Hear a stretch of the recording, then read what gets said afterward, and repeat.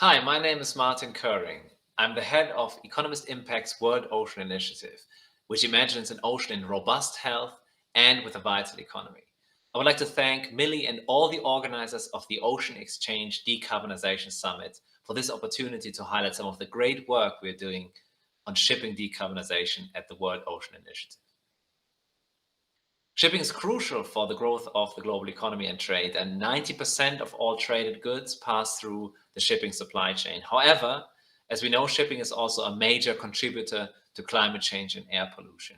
Around 3% of global greenhouse gas emissions and around 15% of the world's major air pollutants are caused by shipping. The International Maritime Organization has set a goal to reduce shipping emissions by 40% by 2030 compared with 2008 levels, and by 50% by 2050, with the aim of eliminating them altogether.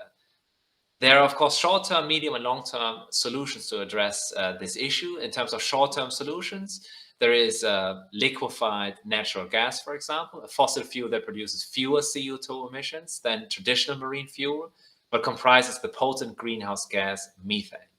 The sector is also exploring ways to reduce fuel consumption. One option for lowering consumption is lengthening transit times.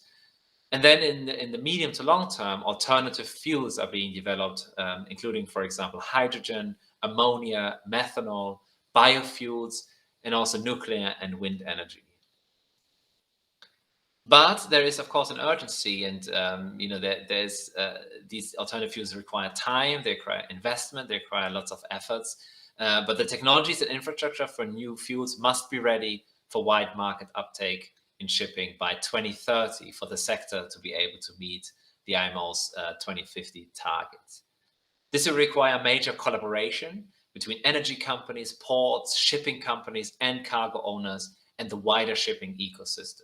Collaboration was one of the topics and one of the key themes of our recent webinar at the World Ocean Initiative that we looked at when we focused on decarbonizing maritime transport. There are great examples already of collaboration in the sector. For example, the Clean Cargo Working Group of customers and carriers is working to reduce the environmental impact of the shipping industry.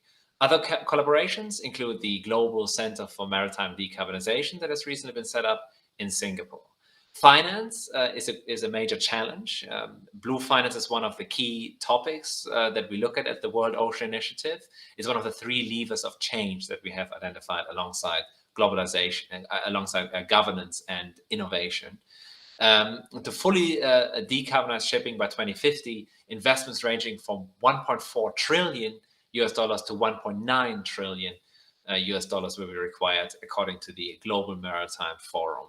The shipping sector is proposing a joint R&D fund to provide some of the necessary capital to develop new technologies. This proposal, to be discussed at the IMO next month, involves a mandatory levy of $2 per ton on marine fuel.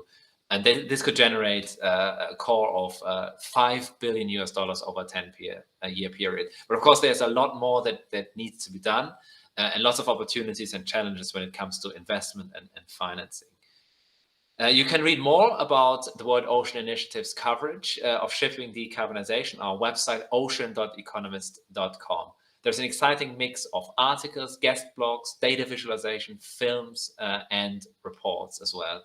So, for example, for World Maritime Day last month, we did a special newsletter focusing on shipping, and we also released an engaging social video to raise awareness about the challenges and solutions. We also host regular events with a focus on shipping, such as our recent webinar on decarbonizing maritime transport. And shipping, of course, is also one of our key industry tracks at the upcoming World Ocean Summit Asia Pacific, which will take place from December the 6th to the 10th. It will be a virtual event. And our flagship World Ocean Summit 2022 from March 1st to March 3rd in Lisbon, Portugal. This will be an in-person event. Thank you very much and enjoy the rest of the Ocean Exchange Decarbonisation Summit.